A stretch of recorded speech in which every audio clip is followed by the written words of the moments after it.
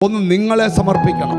2, നിങ്ങളുടെ ശരീരങ്ങളെ സമർപ്പിക്കണം. 3, നിങ്ങളുടെ അവയവങ്ങളെ സമർപ്പിക്കണം. 4, നിന്റെ കണ്ണിനെ സമർപ്പിക്കണം. 5, നിന്റെ ഹൃദയത്തെ സമർപ്പിക്കണം. 6, നിന്റെ ചെവിയെ സമർപ്പിക്കണം. 7, നിന്റെ പ്രവൃത്തിയെ സമർപ്പിക്കണം.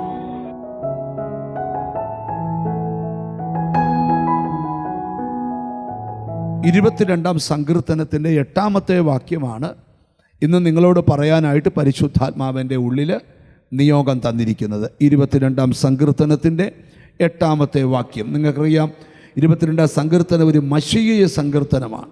സ്തോത്രം. അതിനകത്തു നിന്ന് ഒരു വചനം അടർത്തിയെടുത്ത് അല്പനേരം നമ്മൾ ധ്യാനിക്കാനായിട്ട് പോകുകയാണ്.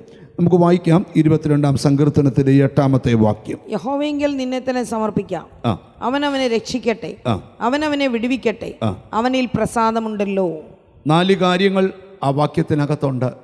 യഹോവയെങ്കിൽ നിന്നെ തന്നെ സമർപ്പിക്കാം.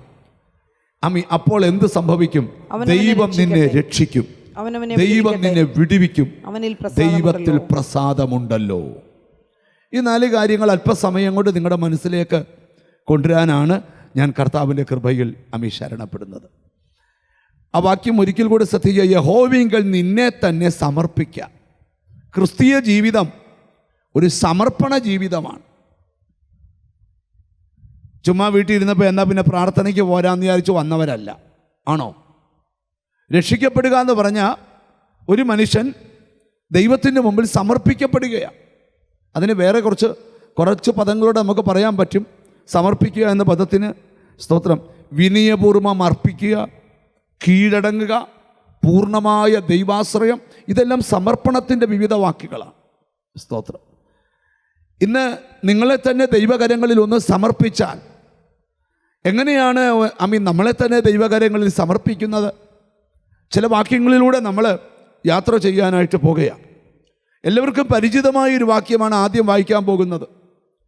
സ്തോത്രം. റോമർക്ക് എഴുതിയ ലേഖനം 12-ാം അധ്യായത്തിൻ്റെ 1-ാമത്തെ വാക്യം. സഹോദരന്മാരെ, ദൈവത്തിൻ്റെ മനസ്സലിവ് ഓർപ്പിച്ച് ഞാൻ നിങ്ങളെ പ്രബോധിപ്പിക്കുന്നത്. വായിച്ചാട്ട്. സഹോദരന്മാരെ, ഞാൻ ദൈവത്തിന്റെ മനസ്സലിവ് ഓർപ്പിച്ച് നിങ്ങളെ പ്രബോധിപ്പിക്കുന്നത്, നിങ്ങൾ ബുദ്ധിയുള്ള ആരാധനയായി നിങ്ങളുടെ ശരീരങ്ങളെ ജീവനും വിശുദ്ധിയും ദൈവത്തിന് പ്രസാദവുമുള്ള യാഗമായി സമർപ്പിപ്പീൻ. ദൈവത്തിന് മുമ്പിൽ സമർപ്പിക്കപ്പെട്ട ധന്യനായ പൗലോസ് റോമിലെ വിശുദ്ധന്മാർക്ക് ലേഖനം എഴുതുമ്പോൾ പൗലോസ്ലീഹ വെളിപ്പെടുത്തുകയാണ്, നിങ്ങളുടെ ശരീരങ്ങളെ ജീവനും വിശുദ്ധിയും ദൈവത്തിന് പ്രസാദമുള്ള ഒരു യാഗമായിട്ട് നിങ്ങൾ ദൈവത്തിൻ്റെ മുമ്പിൽ സമർപ്പിക്കണം. സ്തോത്രം. ചുമ്മാതെ കൈയടിക്കുന്നവരും സമർപ്പണത്തോടെ കരമടിക്കുന്നവർക്കും ഉണ്ടാകുന്ന വിടുതൽ 2 തരത്തിലായിരിക്കും. സ്തോത്രം. ഈ പഴയ നിയമം നമ്മൾ പഠിക്കുമ്പം സംഖ്യാപുസ്തകത്തിൽ ഒരുവൻ ദൈവത്തിനായി സമർപ്പിക്കപ്പെടണം എന്നുള്ള പദം 6-ാം അധ്യായത്തിലുണ്ട്. സ്തോത്രം. ഒരുവൻ നാസ്രിബദ്ധനായിരിക്കുമ്പം അവൻ എങ്ങനെയായിരിക്കണമെന്നുള്ള സ്തോത്രം ചില ആശയങ്ങൾ 6-ാം അധ്യായത്തിൽ നമ്മൾക്ക് കാണാനായിട്ട് കഴിയും. 2-ാമത്തെ വാക്യം ഒന്ന് വായിക്കാമോ? എന്നിട്ട് ഇവിടേക്ക് തിരിച്ചു വരാം. റോമർക്ക് എഴുതിയ സംഖ്യാപുസ്തകം 6-ാം അധ്യായത്തിലെ 2-ാമത്തെ വാക്യം. നീ ഇസ്രായേൽ മക്കളോട് പറയേണ്ടത് എന്തെന്നാൽ ഒരു പുരുഷനാകട്ടെ സ്ത്രീ ആകട്ടെ യഹോവയ്ക്ക് തന്നെത്താൻ സമർപ്പിക്കേണ്ടതിന് നാസീർ വ്രതം എന്ന വിശേഷവിധിയായുള്ള വ്രതം ദീക്ഷിക്കുമ്പോൾ വീഞ്ഞും മദ്യവും വർജിച്ചിരിക്കണം. വീഞ്ഞിന്റെ കാടിയും മദ്യത്തിന്റെ കാടിയും കുടിക്കരുത്. മുന്തിരിപ്പഴത്തിന്റെ യാതൊരു രസവും കുടിക്കരുത്. മുന്തിരിയുടെ ഒരു രസവും കുടിക്കരുത്. മുന്തിരിങ്ങ പഴുത്തതാകട്ടെ ഉണങ്ങിയതാകട്ടെ തിന്നുകയും പഴുത്തതും ഉണങ്ങിയതും ഒന്നും തിന്നരുത്. തന്റെ നാസീർ വ്രതകാലത്തൊക്കെയും കുരു തൊട്ട് തൊലി വരെ മുന്തിരിങ്ങ കൊണ്ട് ഉണ്ടാക്കുന്ന ഒന്നും, മുന്തിരിങ്ങയുടെ കുരു തൊട്ട് തൊലി വെച്ച് കൊണ്ട് ഉണ്ടാക്കുന്ന ഒന്നും കഴിക്കരുത്. നാസീർ വ്രതകാലത്തൊക്കെയും ചൗരക്കത്തി അവന്റെ തലയിൽ തൊടരുത്, മുടി വെട്ടരുത്. യഹോവയ്ക്ക് തന്നെത്താൻ സമർപ്പിക്കുന്ന കാലം തികയോളം അവൻ വിശുദ്ധനായിരിക്കണം. തലമുടി വളർത്തണം.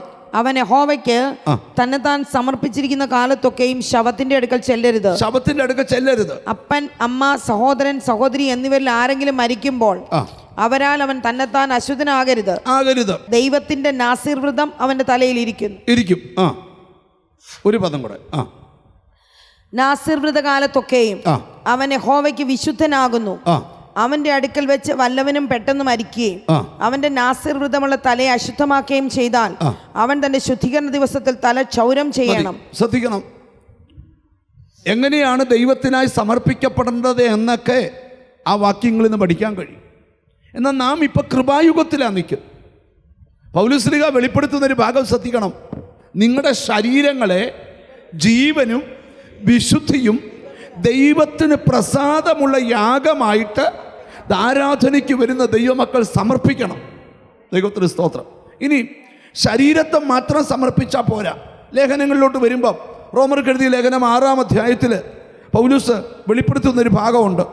13-ാമത്തെ വാക്യം, നിങ്ങളുടെ അവയവങ്ങളെ അനീതിയുടെ ആയുധങ്ങളായി പാപത്തിന് സമർപ്പിക്കുകയും അരുത്. നിങ്ങളുടെ അവയവങ്ങളെ പാപത്തിന് സമർപ്പിക്കരുത്. നിങ്ങളെ തന്നെ മരിച്ചിട്ട് ജീവിക്കുന്നവരായും നിങ്ങളെ തൊട്ട് മരിച്ചിട്ട് ജീവിക്കുന്നവനാകയാൽ നിങ്ങളുടെ അവയവങ്ങളെ നീതിയുടെ ആയുധങ്ങളായും ദൈവത്തിന് സമർപ്പിച്ചു കൊള്ളുവീൻ. അപ്പോൾ ഒന്നാമത്തെ കാര്യം, നമ്മുടെ ശരീരം സമർപ്പിച്ചാൽ പോരാ, നമ്മുടെ ഓരോ അവയവങ്ങളും സമർപ്പിക്കപ്പെടണം. സ്തോത്രമൊക്കെ പോയല്ലോ. സ്തോത്രം. ഒന്ന്, നമ്മുടെ ശരീരത്തെ സമർപ്പിക്കണം. രണ്ട്, നമ്മുടെ ഓരോ അവയവങ്ങളെ സമർപ്പിക്കണം. യോബിൻ്റെ പുസ്തകം 31-ാം അധ്യായത്തിൻ്റെ 1-ാമത്തെ ആപത്തിൽ യോബ് പറയുകയാണ്, ഞാൻ എൻ്റെ കണ്ണുമായിട്ടൊരു നിയമം ചെയ്തിരിക്കുന്നു. കണ്ണുമായിട്ട് സമർപ്പണ ജീവിതമാണ് പറയുന്നത്. കൈയടിക്കാൻ ഒത്തിരി പേരുണ്ട്, അന്യഭാഷ പറയാൻ ഒത്തിരി പേരുണ്ട്. ഒരു സമർപ്പണ ജീവിതം നയിക്കാൻ എത്ര പേരുണ്ട്? ഒരുവൻ സുവിശേഷ വേലയ്ക്ക് ഇറങ്ങുക എന്ന് പറഞ്ഞാൽ അതിന് അർത്ഥം എന്തുവാ? അവൻ്റെ ജീവിതം സുഖം കൊണ്ട് നിറയുവാന്നല്ല, അവനൊരു വേലയ്ക്ക് വേണ്ടി സമർപ്പിക്കപ്പെടുക. സ്തോത്രം. എന്നോട് ദൈവത്തിൻ്റെ ആത്മാവ് ഒരു സന്ദേശം നിങ്ങളോട് പറയാൻ പറയുന്നു. ഈ ദിവസങ്ങളൊരു സമർപ്പണം ഉണ്ടെങ്കിൽ നിന്റെ വീട്ടിലൊരു വലിയ വിടുതലുണ്ട്. സ്തോത്രം. ഇന്നലകളിൽ സമർപ്പിക്കപ്പെട്ടതിനേക്കാൾ അധികം ഇന്നുകളിൽ നിങ്ങൾ സമർപ്പിക്കപ്പെടണം. അവിടെയാണ് അനുഗ്രഹം ഉണ്ടാകേണ്ടത്. സദൃശ്യവാക്യത്തിലെ ഒരു വാക്യം കൂടെ വായിച്ച് ഞാൻ പെട്ടെന്നൊരു സന്ദേശത്തിലോട്ട് വരട്ടെ. സദൃശ്യവാക്യം 23-ാം അധ്യായത്തിൻ്റെ 12-ാമത്തെ വാക്യം വായിച്ച്. സ്തോത്രം.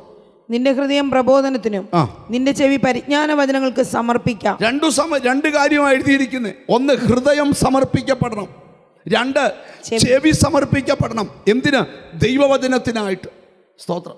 അപ്പോൾ ഇപ്പം നിങ്ങളുടെ ശരീരം സമർപ്പിക്കണം, നിങ്ങളുടെ അവയവങ്ങൾ സമർപ്പിക്കണം, നിങ്ങളുടെ കണ്ണ് ദൈവത്തിന് മുമ്പ് സമർപ്പിക്കണം, നിങ്ങളുടെ ഹൃദയം സമർപ്പിക്കണം.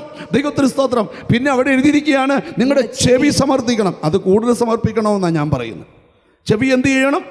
ദൈവത്തിന് മുമ്പിൽ ചെവി പരിജ്ഞാന വചനങ്ങൾക്ക് സമർപ്പിക്കുക. ഇനി തീർന്നില്ല, ഒരു വാക്യം കൂടെ വായിച്ചേച്ച് ആ ഭാഗത്തുനിന്ന് പോരാ.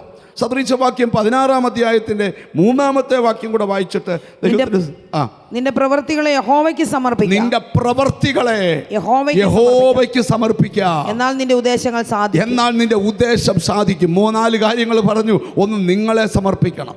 2, നിങ്ങളുടെ ശരീരങ്ങളെ സമർപ്പിക്കണം. 3, നിങ്ങളുടെ അവയവങ്ങളെ സമർപ്പിക്കണം. 4, നിന്റെ കണ്ണിനെ സമർപ്പിക്കണം. 5, നിന്റെ ഹൃദയത്തെ സമർപ്പിക്കണം. 6, നിന്റെ ചെവിയെ സമർപ്പിക്കണം.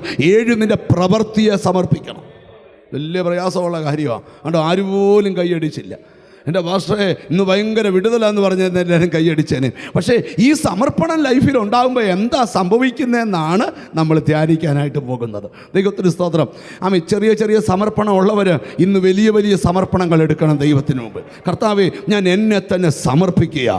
ദൈവത്തിന് സ്തോത്രം. കർത്താവേ, എൻ്റെ അറിവില്ലായ്മ കൊണ്ട് എൻ്റെ ജീവിതത്തിൽ തെറ്റുകൾ വന്നെങ്കിൽ ക്ഷമിക്കണം. ഞാനൊരു പുതിയ സമർപ്പണത്തിലേക്ക് വരുക. സർവവും യേശുനാഥനായി സമർപ്പണം ചെയ്തിടുന്നു ഞാൻ. എൻ്റെ ബുദ്ധിയും എൻ്റെ ശക്തിയും. ഞാൻ നിങ്ങളോട് ചോദിക്കുക, ഒരിക്കൽ കൂടെ നിങ്ങളെ തന്നെ ഒന്ന് സമർപ്പിക്കാമോ ദൈവത്തിന് മുമ്പിൽ? അടുത്ത ഭാഗമായി എഴുതിയിരിക്കുന്നത്, എന്നാൽ ദൈവം നിന്നെ രക്ഷിക്കട്ടെ. ഹല്ലേലൂയ. അടുത്തിരിക്കുന്ന ആളെ ഒന്ന് കൈ കൊടുത്തേച്ച് പറ, ഇച്ചിരൂടെ ഒന്ന് സമർപ്പിക്കാൻ പറ ദൈവത്തിന് മുമ്പിൽ. എത്ര പേര് തയ്യാറാണ്? ഇന്ന് ഞാൻ എന്നെ തന്നെ സമർപ്പിക്കാൻ പോവുകയാണ്. അല്പം കൂടെ വിശുദ്ധിയിൽ ജീവിപ്പാൻ, അല്പം കൂടെ വിശ്വാസത്തിൽ ജീവിപ്പാൻ, അല്പം കൂടെ ദൈവകൃപയിൽ ജീവിക്കാൻ ഞാൻ എന്നെ തന്നെ സമർപ്പിക്കുന്നുവെന്ന് എത്ര പേര് തീരുമാനമെടുക്കും?